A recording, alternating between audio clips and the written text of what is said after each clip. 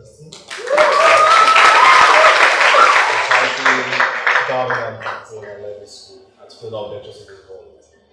Alright, today I'm going to share briefly about Reimagining solutions because the world is in dire need of solutions.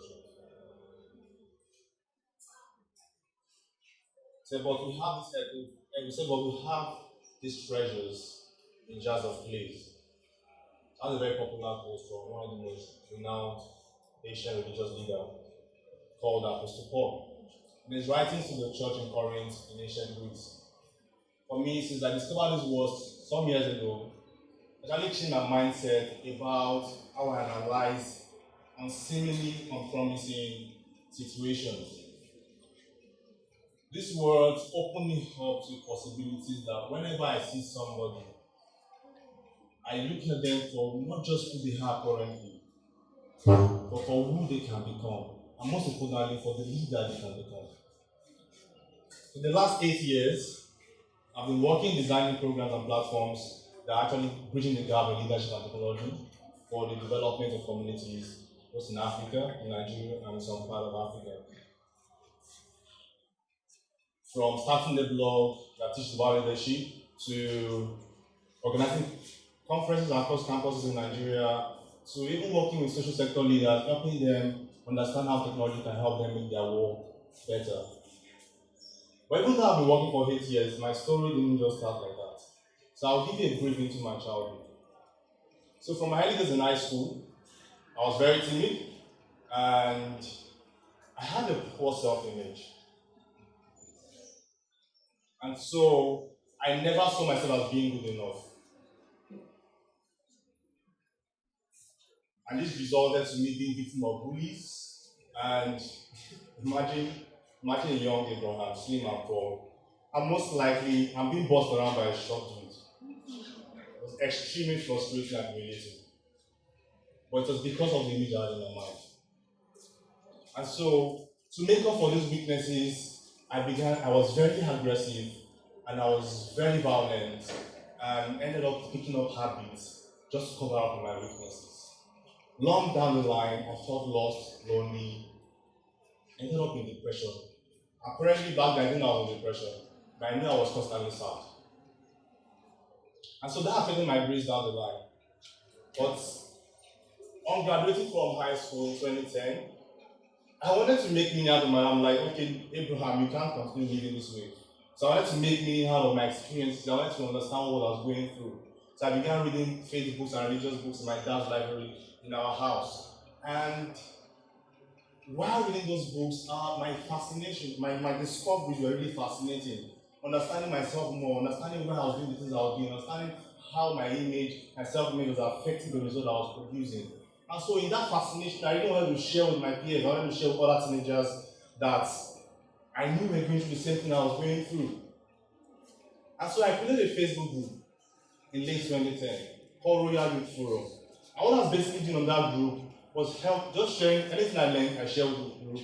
This is what I learned today about confidence, about forcing your goals. And in 1 year, we grew to about 800 members of active teenagers trying to converse about things we were battling with or things we were interested in. And that was my first attempt at youth mobilization, and I was just 16 years old.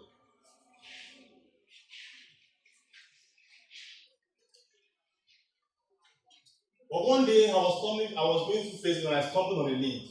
And I followed that link and I landed on the blog. And I was again fascinated by what I saw. I'm like, oh my God, how can somebody that's in Nigeria, my Facebook friend, have a personal website? I always thought our website was only for foreigners. And I was like, I need to have this particular thing for myself because the way she articulated her ideas in that blog was really intriguing that I wanted to have my own. So I started searching through Google, understanding how to start a blog. And so on the 31st of October 2011 precisely, I created my first blog. But I didn't know there was something at the road that was waiting for me. I had a limitation. If I had two limitations. The first limitation was that I had a Nokia C1.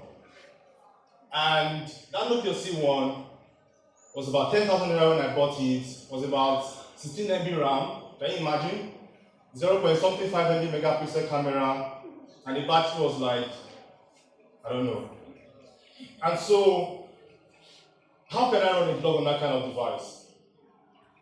And the second thing that came to me was because that device was not compatible with the platform I was using called blogger.com.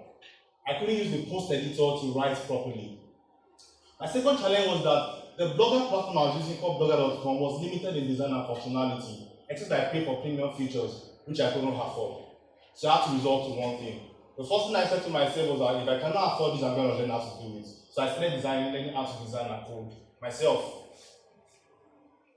So because Blogger platform was not compatible with my phone, or my phone wasn't compatible with Blogger platform, depending on want to see it, I found a browser called UC Browser that allowed me to use the same Blogger platform, but the challenge was I had to write every code literally in order to format my words. So a typical example is on a word processor, you want to make your word bold. What you do, you highlight, right?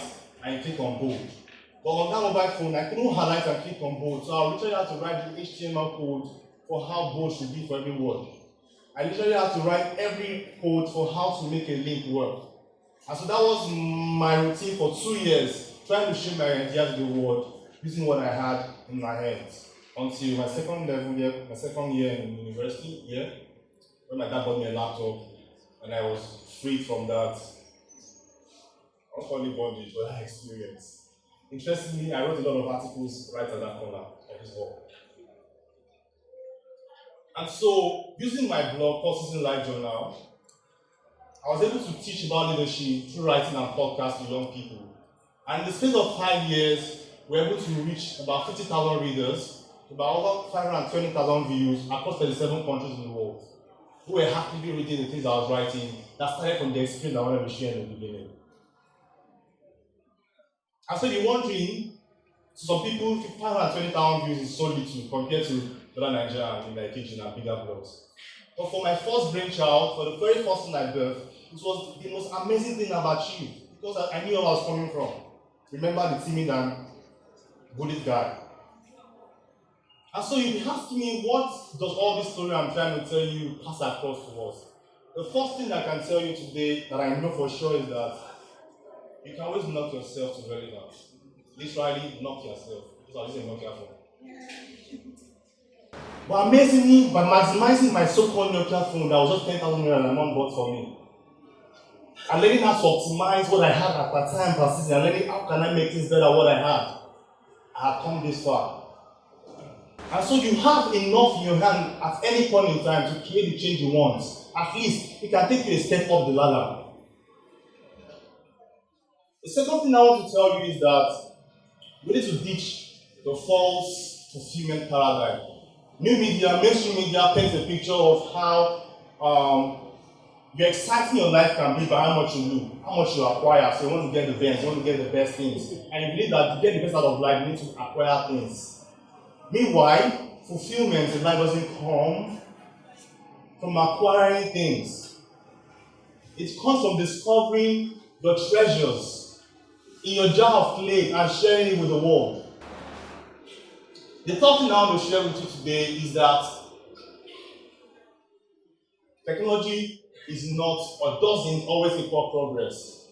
Now, many people keep asking me, Abraham, you're a technology expert, you're a geek, but you talk more about leadership development than your technology-related works. And I'm saying to people, it's so simple because I am more intrigued by the process of becoming a leader, by the process of emerging as a leader than the expressions of a leader.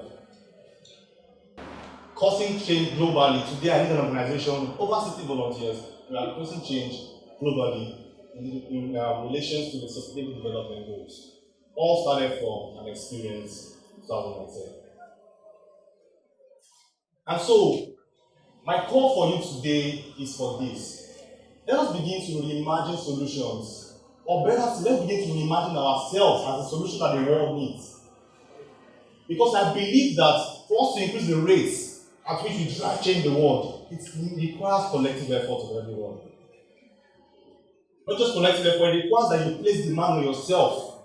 The commitment to discover your own treasures in jars of clay and begin serving the world with it. I believe that people make things happen, not technology, because people will technology. I believe that in the hands of leaders, powerful leaders, technology can be transformational. And I believe that those leaders are here online this day. Thank you.